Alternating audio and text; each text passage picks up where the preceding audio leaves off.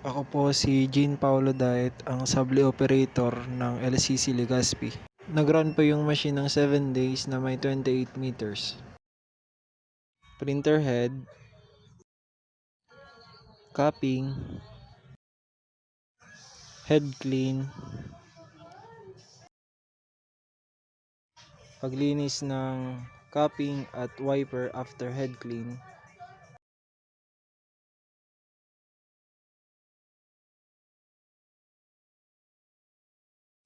nozzle check,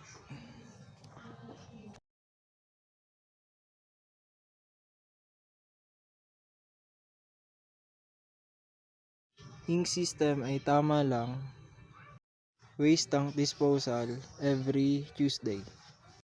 AVR, ito po yung used ink namin, tapos sa kabila po is yung unused ink. Ito naman po yung sub-roll namin. Ink monitoring ng cyan, magenta, yellow,